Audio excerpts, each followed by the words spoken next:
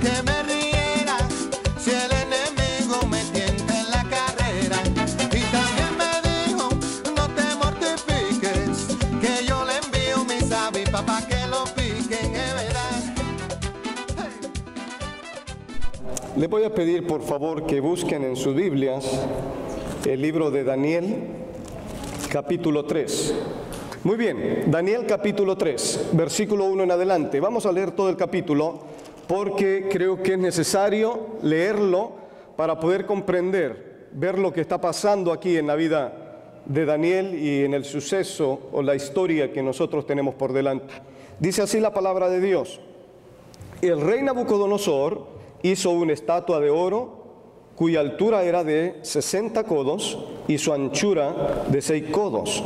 La levantó en el campo de Dura, en la provincia de Babilonia, y envió el rey Nabucodonosor a que se reuniesen los sátrapas, los magistrados y capitanes, oidores, tesoreros, consejeros y jueces, y todos los gobernadores de las provincias, para que viniesen a la dedicación de la estatua que el rey Nabucodonosor había levantado. Fueron pues reunidos los sátrapas, magistrados, capitanes, oidores, tesoreros, consejeros, jueces y todos los gobernadores de las provincias a la dedicación de la estatua que el rey Nabucodonosor había levantado. Y estaba en pie delante de la estatua que había levantado el rey Nabucodonosor.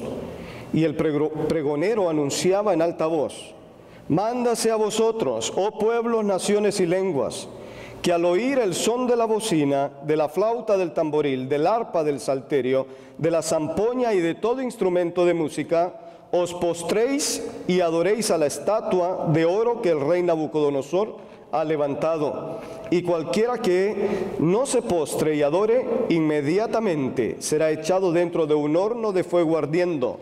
Por lo cual, al oír todos los pueblos el son de la bocina, de la flauta, del tamboril, del arpa, del salterio, de la zampoña y de todo instrumento de música, todos los pueblos, naciones y lenguas se postraron y adoraron la estatua de oro que el rey Nabucodonosor había levantado. Por esto en aquel tiempo algunos varones caldeos vinieron y acusaron maliciosamente a los judíos. Hablaron y dijeron al rey Nabucodonosor: Rey, para siempre vive. Tú, oh rey, has dado una ley que todo hombre, al oír el son de la bocina, de la flauta, del tamboril, del arpa, del salterio, de la zampoña y de todo instrumento de música, se postre y adore la estatua de oro. Y el que no se postre y adore, sea echado dentro de un horno de fuego ardiendo. Hay unos varones judíos, los cuales pusiste sobre los negocios de la provincia de Babilonia, Sadrach, Mesach y Abed-nego. Estos varones, oh rey, no han respetado, no adoraron tus dioses, ni adoraron la estatua de oro que has levantado. Entonces Nabucodonosor dijo con ira y con enojo que trajesen a Sadrach, Mesach y Abed-nego. Al instante fueron traídos estos varones delante del rey. Habló Nabucodonosor y le dijo: ¿es verdad, Sadrach, Mesach y Abed-nego, que vosotros no honráis a mi Dios, ni adoráis la estatua de oro que he levantado? Ahora pues, ¿estáis dispuestos para que al oír el son de la bocina, de la flauta, del tamboril, del arpa, del salterio, de la zampoña y de todo instrumento de música os postréis y adoréis la estatua que he hecho? Porque si no la adoraréis, en la misma hora seréis echados en medio de un horno de fuego ardiendo. ¿Y qué Dios será aquel que os libre de mis manos? Sadrach, Mesach y Abed-nego respondieron al rey Nabucodonosor diciendo: no es necesario que te respondamos sobre este asunto. He aquí nuestro Dios a quien servimos puede librarnos del horno de fuego ardiendo. Y de tu mano, oh rey, nos librará. Y si no, sepáis, oh rey, que no serviremos a tus dioses, ni tampoco adoraremos la estatua que has levantado. Entonces Nabucodonosor se llenó de ira y demudó el aspecto de su rostro contra Sadrach, Mesach y Abed-nego, y ordenó que el horno se calentase 7 veces más de lo acostumbrado, y mandó a hombres muy vigorosos que tenía en su ejército que atasen a Sadrach, Mesach y Abed-nego para echarlos en el horno de fuego ardiendo. Entonces estos varones fueron atados con sus mantos, sus calzas, sus turbantes y sus vestidos, y fueron echados dentro del horno de fuego ardiendo. Y como la orden del rey era premiante y lo habían calentado mucho, la llama del fuego mató a aquellos que habían alzado a Sadrach, Mesach y Abednego. Y estos tres varones, Sadrach, Mesach y Abednego, cayeron atados dentro del horno de fuego ardiendo. Entonces el rey Nabucodonosor se espantó y se levantó apresuradamente y dijo a los de su consejo: ¿no echaron a tres varones atados dentro del fuego? Estos respondieron al rey: es verdad, oh rey. Y él dijo: he aquí yo veo 4 varones sueltos, que se pasean en medio del fuego sin sufrir ningún daño, y el aspecto del cuarto es semejante a hijo de los dioses. Entonces Nabucodonosor se acercó a la puerta del horno de fuego ardiendo y dijo: Sadrach, Mesach y Abednego, siervos del Dios Altísimo, salid y venid. Entonces Sadrach, Mesach y Abednego salieron de en medio del fuego, y se juntaron los árpatras, los gobernadores, los capitanes y los consejeros del rey para mirar a estos varones, como el fuego no había tenido poder alguno sobre sus cuerpos, ni aun el cabello de sus cabezas se había quemado, sus ropas estaban intactas, y ni siquiera olor a fuego tenían. Entonces Nabucodonosor dijo: bendito sea el Dios de ellos, de Sadrach, Mesach y Abednego, que envió su ángel y libró a sus siervos que confiaron en él, y que no cumplieron el edicto del rey, y entregaron sus cuerpos antes que servir y adorar a otro Dios que su Dios. Por lo tanto, decreto que todo pueblo, nación o lengua que dijere blasfemia contra el Dios de Sadrach, Mesach y Abednego sea descuartizado y su casa convertida en muladar, por cuanto no hay Dios que pueda librar como éste. Entonces el rey engrandeció a Sadrach, Mesach y Abednego en la provincia de Babilonia. Esta es palabra de Dios. Vamos a orar. Dios de la gloria, en este momento, Señor, te damos las gracias por esta historia tan preciosa, porque nos presenta una situación tan especial donde estos tus siervos confiaron tanto en ti, tan grande era su fe, que habían determinado el obedecerte, el honrarte, el glorificar tu nombre a través de sus vidas, de tal manera, Señor, que el edicto del rey no tuvo poder sobre sus vidas. Gracias porque es al mismo Dios que nosotros servimos, es al mismo Señor de Daniel y de sus amigos, a quien nosotros queremos honrar. Por lo tanto, Dios de la gloria, te rogamos que tu palabra pueda caer en buen terreno en nuestros corazones en este día, que a través de ver este ejemplo, Señor, podamos agarrar ánimo, podamos aprender a confiar en ti, a dar lo mejor de nuestra vida, sabiendo que cuando lo hacemos, tu bendición está ahí, tu presencia va delante de la nuestra. Y gracias, Dios de la gloria, por darnos el privilegio de conocerte, por darnos el privilegio de ser tus siervos. Rogamos, Dios, que tú ministres a tu pueblo y que a través de tu palabra podamos ser edificados. Manifiéstate, Señor, muéstrate, revélate. Te lo pedimos agradecidos en el nombre de Cristo Jesús. Amén. En el cristianismo creo que muchas veces nos confundimos de algunos términos, porque creo que muchos creemos ser cristianos, ¿cierto? Si nosotros hacemos una encuesta para preguntar cuántos cristianos habemos en este mundo, quizás la lista fuera una lista bien grande, ¿cierto? Porque muchas veces nosotros simpatizamos con el cristianismo, simpatizamos con Dios. ¿Qué quiero decir con eso? Que muchas veces nosotros, al tener el concepto de Dios que tenemos, decimos de veras que Dios es real.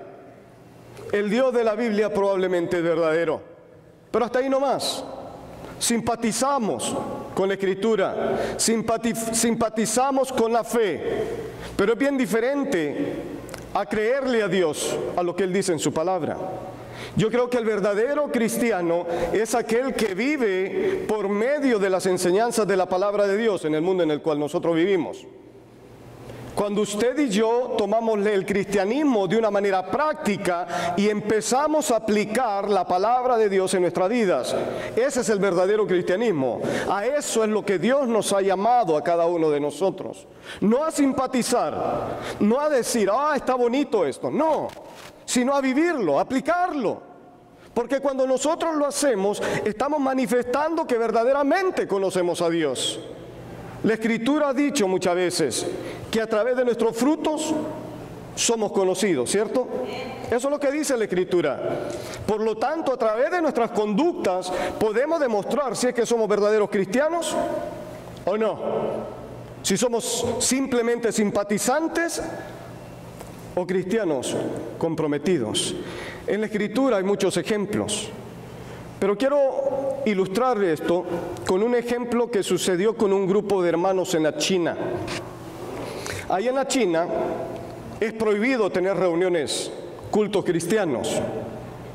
La ley allá, el gobierno penaliza eso. Pero había un grupo de cristianos que estaban teniendo un servicio en un hogar. La policía se dio cuenta de lo que estaba pasando y llegó un grupo de soldados ahí donde estaban reunidos. Este grupo de soldados llega y le ordena al grupo diciendo, ¿qué es lo que ustedes están haciendo acá? Un grupo de los cristianos que estaban en esta reunión le dijeron, sí, somos cristianos. Otros dijeron, no, nosotros no estamos aquí por casualidad.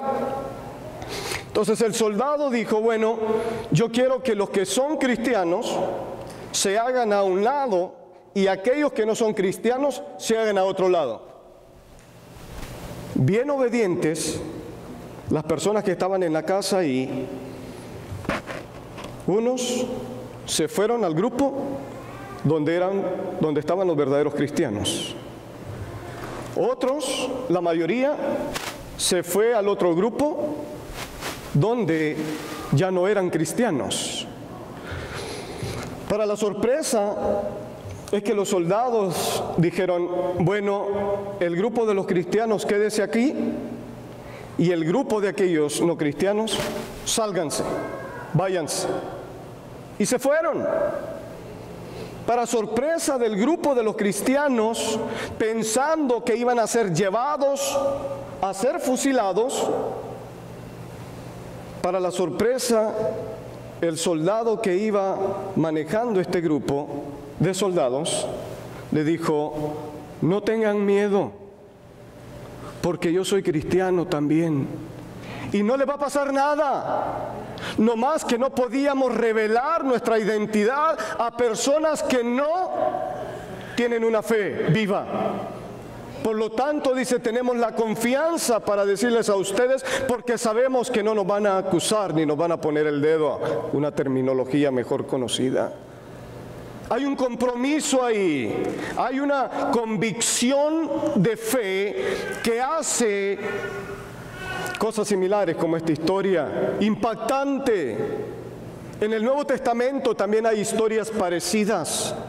Allá en el libro de Juan, vayan conmigo por favor, vamos a ver un ejemplo antes de pasar a ver la vida de Daniel. En San Juan capítulo 9, versículo 24 en adelante, al hombre que había sido ciego, y le dijeron, da gloria a Dios. Nosotros sabemos que este hombre es pecador. Entonces él respondió y dijo, si es pecador no lo sé. Una cosa sé, que habiendo yo sido ciego, ahora veo. Y le volvieron a decir, ¿qué te hizo? ¿Cómo te abrió los ojos? Él les respondió, ya os lo he dicho, y no habéis querido oír. ¿Por qué lo queréis oír otra vez? ¿Queréis también vosotros haceros sus discípulos? Y le injuriaron y diciendo, tú eres su discípulo, pero nosotros, discípulos de Moisés, somos. Nosotros sabemos que Dios ha hablado a Moisés, pero respecto a ese no sabemos de dónde sea. Respondió el hombre y le dijo, esto es lo maravilloso, que vosotros no sepáis de dónde sea, y a mí me abrió los ojos. Y sabemos que Dios no oye a los pecadores, pero si alguno es temeroso de Dios y hace su voluntad, a ese oye. Desde el principio no se ha oído decir que alguno abriese los ojos a alguno que nació ciego. Si éste no viniere de Dios, nada podría